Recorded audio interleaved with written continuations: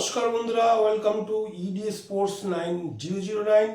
EDS স্পোর্টসের পর্দায় আরেকবার আমি দীপক, এবং আজকে যে খবরটা নিয়ে আমরা এসেছি সেটা অবশ্যই ইতিমধ্যে তোমরা সবাই জেনে গেছো।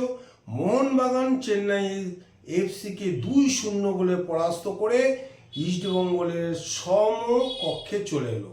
অর্থাৎ ইস্টবেঙ্গল উপর্যুপরি পরপর দুটো ম্যাচ জিতে লিগ শিল্ডের একদম টপে চলে গেছে। মোহনবাগানও ঠিক এক ধাপ নিচে আছে গোল পার্থক্যের জন্য, বাট মোহনবাগান এই মুহূর্তে এখনো পর্যন্ত কোনো গোল খায়নি। দুটো ম্যাচে পরপর 2-0 করে জিতে মোহনবাগান কিন্তু দারুণ ছন্দে। আর আজকে মোহনবাগান যে ফুটবল উপহার দিল তাতে আগামী দিনে মোহনবাগান যে সামনে বিরাট প্রতিপক্ষ দাঁড়াচ্ছে প্রত্যেকটা আইএসএল ক্লাবের সামনে, সেটা কিন্তু একদম পরিষ্কার বোঝা যাচ্ছে। আজকে মোহনবাগানের ফুটবলটা একেবারে মসৃণ গতিতে হয়েছে এবং অ্যাটাক এবং এত পাস খেলেছে মোহনবাগান।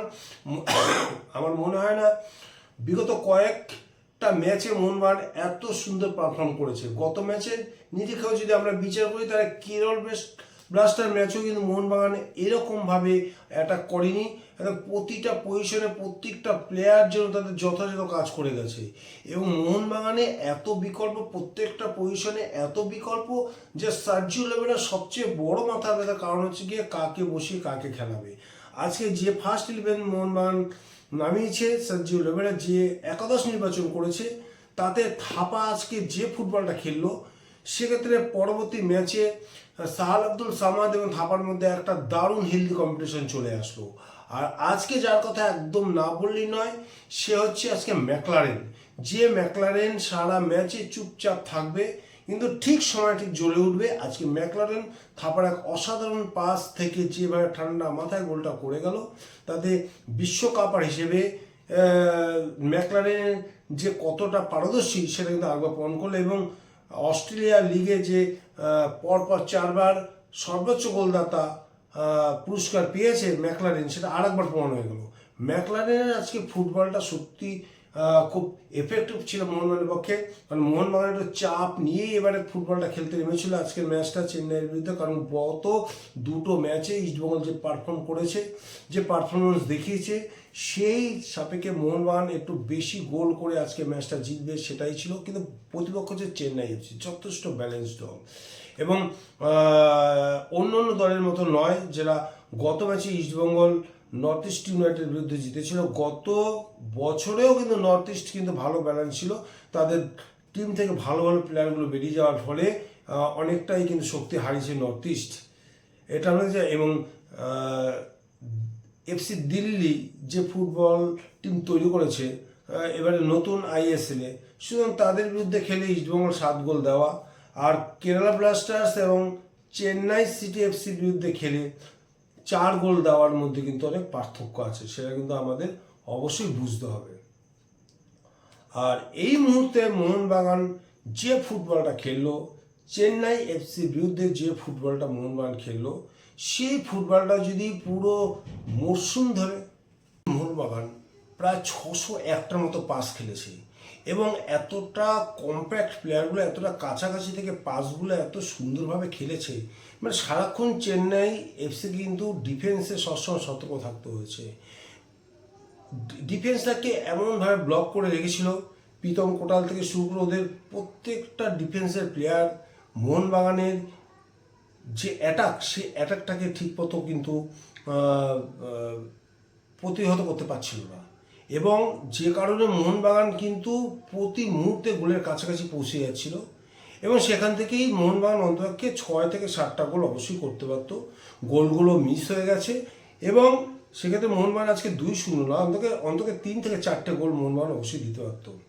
তো মোহনবাগান যেটা করেছে আজকে এ টু জেড যে খেলাটা দেখলাম, মোহনবাগান আপুইয়া যে কাজটা করেছে, অতটা নিচে নেমে না, জাস্ট একটু উপরে উঠে গেছিলো এবং তার উপরে থাপা পুরো কার্যকরী ভূমিকা পালন করেছে। আর আজকে রবসন রবিনো আর একটু তার খেলার ঝলক দেখিয়ে দিল, এবং অনেকটা সক্রিয় ছিল গত ম্যাচের তুলনায়, এবং বাদিক দিয়ে বারংবার কাট করে ড্রিবলিং করে ঢুকে যাচ্ছিল, এবং সে রবসন যে ফুটবলটা খেলছে সেটাও পুরো শতাংশ ফুটবল তার আসেনি, 50 থেকে 60% রবসনকে আমরা দেখতে পাচ্ছি। কিন্তু মাঝখানে যে কাজটা আমরা দেখছি আপুইয়া যে কাজটা করছে, যে প্রতিটা ম্যাচে আপুইয়া এটা করে, যে বিপক্ষের পা থেকে বল কেড়ে নিয়ে গোলের পাস বাড়ানো বা আক্রমণকে আরও ক্ষুধার করার জন্য ফরওয়ার্ডকে বল বাড়ানো, সেই কাজটা যেমন করিয়েছিল তার সঙ্গে একেবারে সঙ্গে সঙ্গে থেকে থাপা কিন্তু সেই কাজটাও করে গেছে। এবং সারা মাঠ আজকে যে চষে খেললো, সারা মাঠ জুড়ে যে প্লেয়ারটা খেললো, এবং আজকে সেই প্লেয়ারটার কথা না বললেই সে দিমিত্রি পেট্রোরাস। আমি বারবার করে বলছিলাম, এই লোবেরোর হাতে পড়ে দিমিত্রি পেট্রোরাস কিন্তু পুরনো সেই দিমিত্রিকে ফিরে পেয়েছে। সারা মাঠ সে জুড়ে খেলেছে, প্রতিটা জায়গায় সে দিমিত্রি পেট্রোরাসকে দেখা গিয়েছে, এবং যখন গোল বক্সে উঠে গেছিল গোলের কাছাকাছি থেকেছে, প্রচুর পাস দিয়েছে, প্রচুর পাস খেলেছে, এবং তার পাস খেলার স্টাইলটা কিন্তু গত ম্যাচের তুলনায় একটু পৃথক ছিল। কারণ গত ম্যাচে বলটা পেয়ে সে বলটাকে আবার ব্যাকে দিচ্ছিল, মানে পেছন দিকে দিচ্ছিল, মুখটা ছিল নিজেদের গোল মুখের দিকে। এবারে যেটা দেখা গেল যে লোবেরো এই জিনিসটা কিন্তু শুধরে দিয়েছে দিমিত্রি পেট্রোরাসকে, যে বলটা পেয়ে ফরওয়ার্ড হও, অথচ সামনের দিকে পাসটা খেলো বা সামনের দিকে এগিয়ে যাও। আজকে কিন্তু দিমিত্রি পেট্রোরাস সেই কাজটা কিন্তু পরপর করে গেছে, এবং করার ফলে কিন্তু দিমিত্রি পেট্রোরাস সফল, এবং বারবার বিপক্ষের গোল বক্সে কিন্তু ত্রাসের সৃষ্টি করেছে দিমিত্রি পেট্রোরাস, এবং তারই ফলস্বরূপ একটা অনবদ্য গোল দিমিত্রি পেট্রোরাস। যে বলটা সুভাশিস বোস সেন্টার করেছিল, সেই বলে কিন্তু একদম পারফেক্ট কানেক্ট করে মোহনবাগানের গোলের লিডটা কিন্তু বাড়িয়ে দিল। আজকে দিমিত্রি পেট্রোরাস সারা মাঠে যে ফুটবলটা খেলেছে, আমার তো মনে হয় ম্যান অফ দ্য ম্যাচ এই দিমিত্রি পেট্রোরাস ছাড়া ওর কোনো প্লেয়ার হতে পারে না। যদিও বা মোহনবাগানের প্রতিটা প্লেয়ার আজকে দারুণ ফুটবল খেলছে, থাপা থেকে শুরু করে আপুইয়া থেকে শুরু করে, এবং আমরা দেখেছি আজকে অভিষেক টেক্সাম যেমন ডিফেন্স করেছে, সেরকম বিপক্ষের গোল বক্সে গিয়ে অ্যাটাক করেছে। আজকে একটা অসাধারণ পারফর্ম করেছে মোহনবাগান, একটা পারফেক্ট সাইনিং হয়েছে অভিষেক টেক্সাম, যে ফুটবলার্সে খেলো, যেমন ওভারল্যাপিংটা আজকে দেখলাম। আজকে কিন্তু কোনোভাবেই আশিস রায়ের অভাব কিন্তু বুঝতে দেয়নি অভিষেক টেক্সাম, এটা কিন্তু খেলা হয়েছে। সুভাশিস বোস বয়স যত বাড়ছে তত যেন খেলা যেন তার ক্ষুরদার হয়ে যাচ্ছে। বাঁ দিকটা যেভাবে সচল রেখেছে, বাঁ দিক থেকে যেভাবে ওভারল্যাপিং করছে, সত্যি আজকে মোহনবাগানের পুরো টিম মোহনবাগান হিসেবে খেলেছে। এই টিম যদি প্রত্যেকটা ম্যাচ যদি এইভাবে মোহনবাগান খেলতে পারে, তাহলে মোহনবাগানে এবারে আইএসএলের প্রধান দাবিদার কিন্তু মোহনবাগানই। তবু মোহনবাগানের ঘাড়ে নিঃশ্বাস ফেলছে ইস্টবেঙ্গল। পরপর দুটো ম্যাচে 7 গোল দিয়েছে। ইউসেফ ইতিমধ্যে 4টে গোল দিয়ে ফেলেছে। তবু বলবো ইউসেফ গত ম্যাচে একটা পেনাল্টি ছিল আর একটা গোল দিয়েছে, আর তার আগের ম্যাচে 2টো গোল দিয়েছে, তা 4টে গোল ঠিক আছে, কিন্তু আমার দরকার 3টে পয়েন্ট। সে যে কাজটা সার্জিও লোবেরো পরিষ্কার বলে দিয়েছে, আগে 3টে পয়েন্ট নিয়ে সুবিধাজনক জায়গায় থাকতে হবে, এবং আমরা পরের দিকে সুযোগের সদ্ব্যবহার করবো। সুতরাং কোনো ম্যাচ কিন্তু হারলে চলবে না, প্রয়োজনীয় গোল সংখ্যা আমি বাড়াবো, অত্যধিক রিস্ক নিয়ে লাভ নেই। যে রিস্কটা আজকে লোবেরো নিতে চায়নি, যখন দেখলো 2টো গোল মোহনবাগান হয়ে গেছে, অটোমেটিক্যালি মোহনবাগান কিন্তু টম আর্লেটকে নামিয়ে দিল, এবং ওদিকে মোহনবাগান রফসানকে তুলে নিয়ে মনবীর সিংকে নামিয়ে দিল। তো ডিফেন্সটাকে আরও জমজমাট করে দিল, যাতে এই গোলের পার্থক্য মোহনবাগান বজায় রাখতে পারে। তারপরে অ্যাটাক করে যদি একটা গোল পাওয়া যায়, সেটা আছে আজকের জেসন কামিন্সকে নামিয়েছিল, এবং জেসন কামিন্স কিন্তু একটা গোল প্রায় করেই ফেলেছিল। তো আজকে সারাক্ষণ মোহনবাগান যে ফুটবলটা খেলেছে, তাতে যা দেখা যাচ্ছে প্রেসিং ফুটবল, উইনিং ফুটবল, এবং কাট করে ঢুকে পাস, আপুইয়ার যেভাবে বল স্ন্যাচিং করা, ড্রিবলিং করা, বলটাকে কালেক্ট করে ফরওয়ার্ড করা, এবং ফরওয়ার্ড প্লেয়ারদের উদ্দেশ্যে বল বাড়ানো, এবং যেভাবে থাপা যেভাবে আজকে বিষাক্ত থ্রু বাড়ল আজকে ম্যাকলারেনের উদ্দেশ্যে। ম্যাকলারেন একটা প্রকৃত বিশ্বকাপার স্ট্রাইকার, প্রকৃত বক্স স্ট্রাইকারের যে কাজটা, সেই কাজটা কিন্তু পারফেক্টলি করে গেল। আজকে ম্যাকলারেন আরও একটা গোল করতে পারতো, ওই গোলটা মিস হয়েছে। তো আজকে দুটো করে দিমিত্রি বা ম্যাকার দুটো করে আলবার্টো রড্রিগেজ যে বলটা বাইরে মারলো, সেই বলটা যদি পাস করে দিমিত্রিকে দিত, ওটাও কিন্তু একটা গোল হওয়ার সুবর্ণ সুযোগ ছিল। তো কতগুলো ভুল চুক মোহনবাগান করেছে ঠিকই, সঙ্গে সঙ্গে ভুলগুলো শুধরেও নিয়েছে। যেমন মোহনবাগান যে খেলাটা খেলছে, সেটা হচ্ছে গিয়ে ছোটো ছোটো পাসে প্রত্যেকটা প্লেয়ার একটা কম্প্যাক্ট অবস্থা আছে, এবং তাদের ভুল খেলার ফলে যদি কোনো বল তাদের পা থেকে বেরিয়ে যায়, মানে বিপক্ষের পায়ে চলে যায়, সঙ্গে সঙ্গে তাড়া করে সেই বলটাকে আবার নিজেদের কন্ট্রোলে নিয়ে আসা। এই যে ফুটবলটা মোহনবাগান খেলছে বিগত কয়েক বছর ধরে, এবছর যেন সেটা আরও প্রখরভাবে চোখে পড়েছে লোবেরোর কোচিংয়ে। এবং লোবেরা যেটা চায় অ্যাটাকিং, ছোটো ছোটো পাস খেলে আক্রমণের ঝড় তোলা, সেটাই কিন্তু মোহনবাগান সারা মাঠ জুড়ে সারাক্ষণ ধরে সেই কাজটা করে গেছে।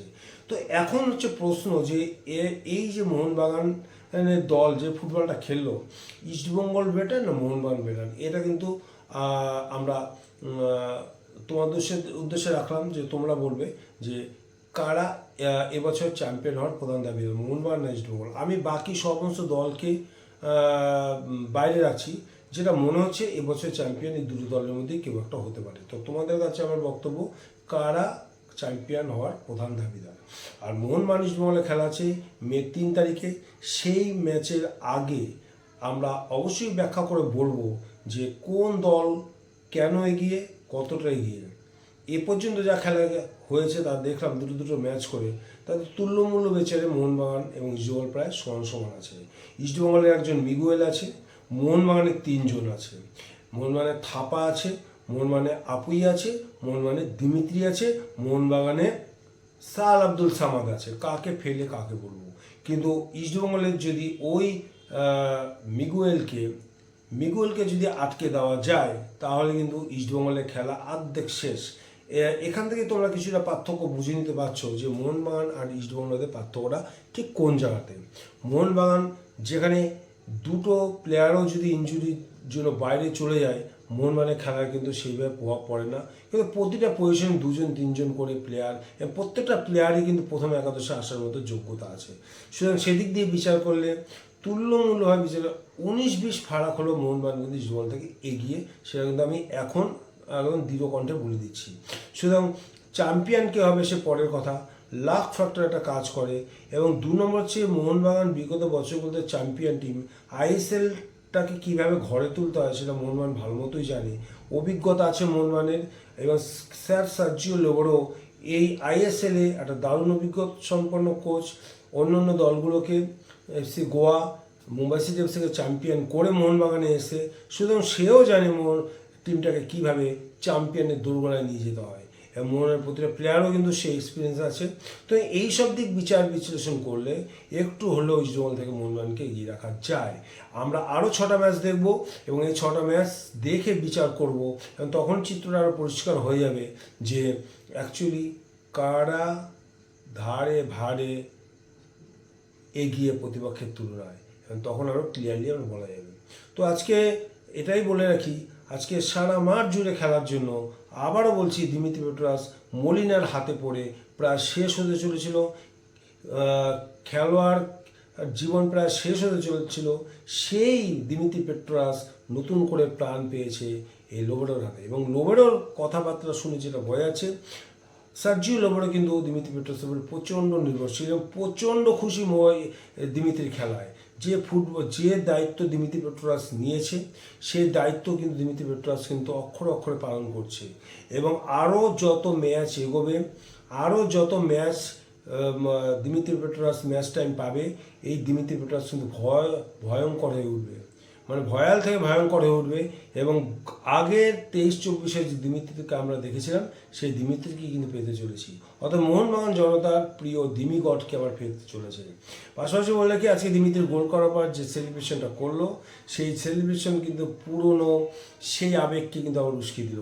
এবং সাংবাদিকরা কিন্তু ওই একটা সেলিব্রেশন করার পর যখন আবার একটা সেলিব্রেশন চাইলো, যে ওই সেলিব্রেশনের করে সবাই ফটোটা ঠিক করে তুলতে পারেনি, কভারিং হয়নি, তখনই দিমিত্রি তার স্টেনগানের দ্বিতীয়